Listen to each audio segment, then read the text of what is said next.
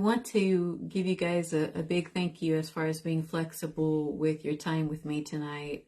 Um, I know that you guys totally understand that things change on a day-to-day basis and stuff happens. So I appreciate you making the time to even watch this as a replay when you have the time, so that we can continue on our tarot journey together, which I referenced as the Fool's Journey, which is what we are currently on as we take it card by card, looking at the major arcana.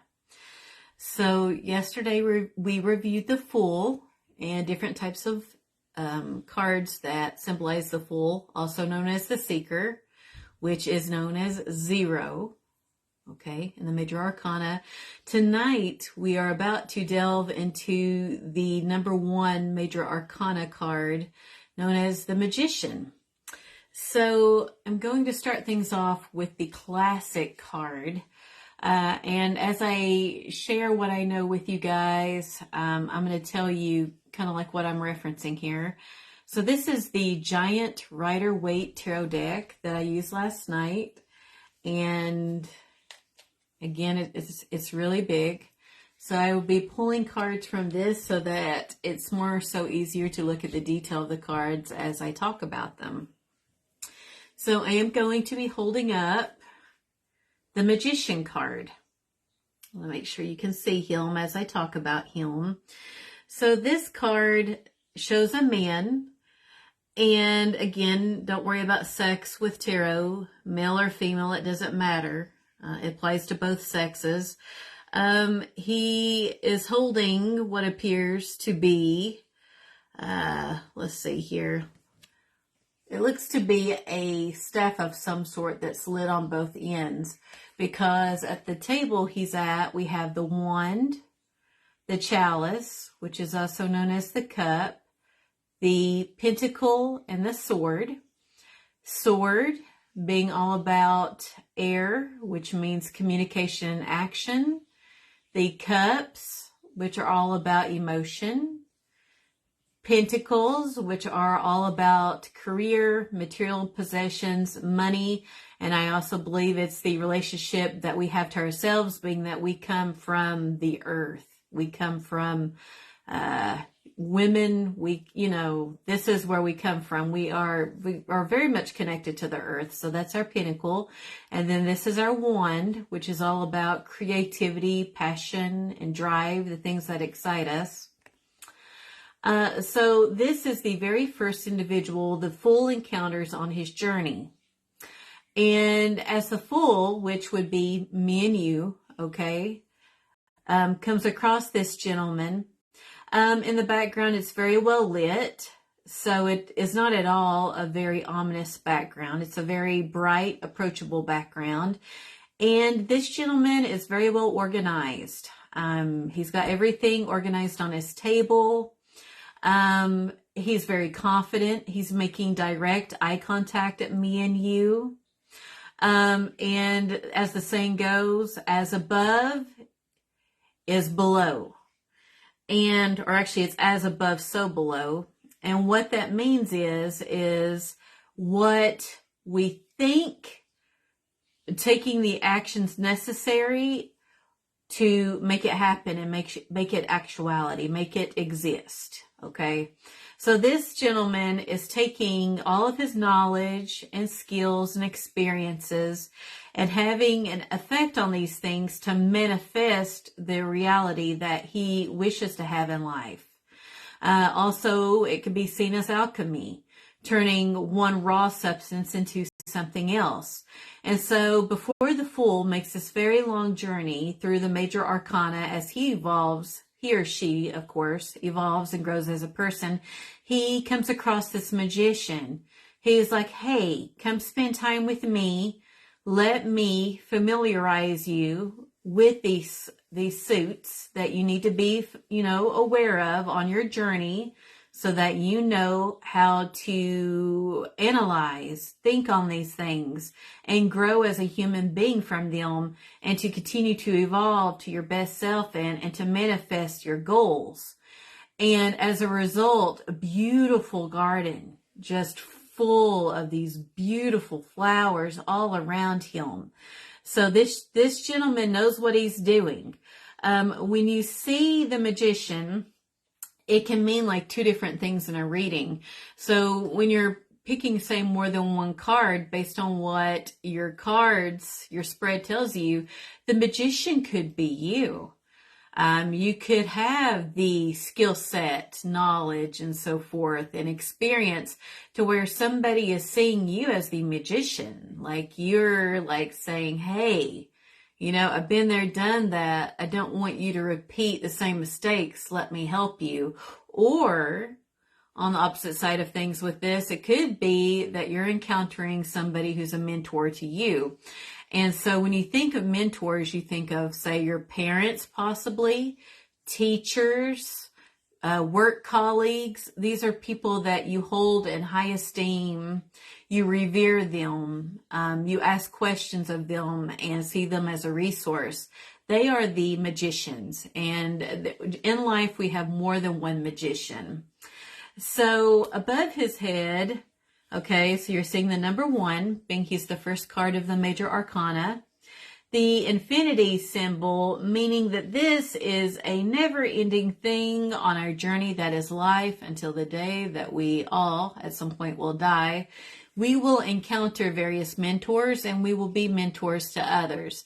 So this is a journey that it's not just a one-stop deal where we meet one person that's like a Yoda figure, for example, from Star Wars, and that's the one and only mentor we ever have. This represents ourselves and other people.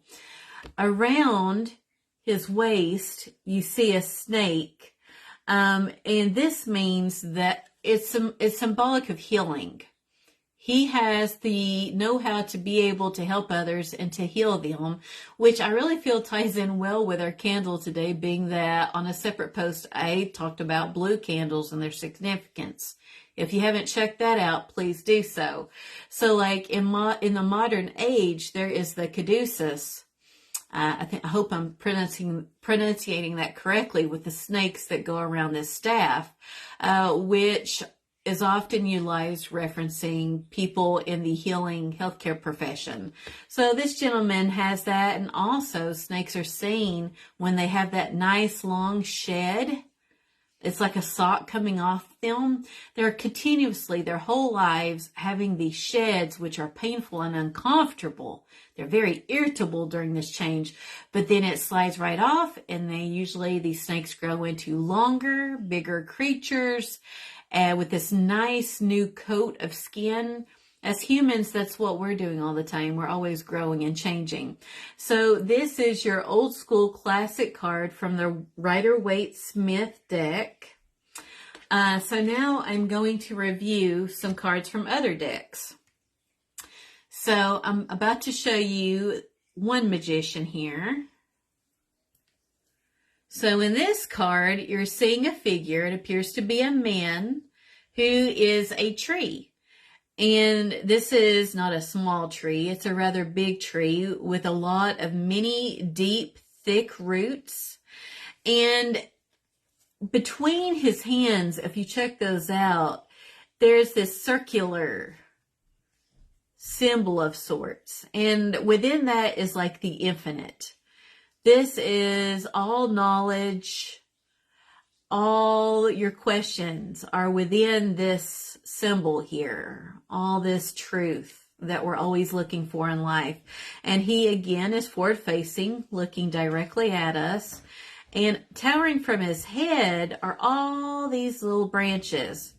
So this would be like his brain. These are all the various facets of what he knows, all of his life experiences that he has worked with his two bare hands to manifest and have an impact on the earth. The background on this card is a bit of a contrast to the classic one because it is black here, most proximal, closest to him, so it's a bit uncertain. A lot of times in life, we may doubt our own confidence in ourselves and wonder, well, shoot, despite A, B, and C, will I be able to knock this out and have the intended result that I want? But the magician shows that, yes, you can. With enough effort And due diligence, yes, you can have the impact that you want in life. And then in the periphery, it lightens up quite a bit. So this is a really cool card. Okay. Another Magician. So this one shows a crow. And this one is very much in its element. It is grasping the wand. There's the cup, which is the chalice, the sword, and then there's the pentacle right here. I just want to make sure I'm pointing to the correct thing. And despite the mountainous background to where it's almost overwhelmingly just this huge mass of stone and rock, almost unsurpassable, this rock, or not this rock, but this crow is like, hey, it's holding its wand, it's confident. It knows what it wants to do in life. With all of its little wings, both outstretched, it looks toward the sun. It's got the fool's motivation, excitement. However, it is coupled with the knowledge, know-how, and experience of the magician to have an impact.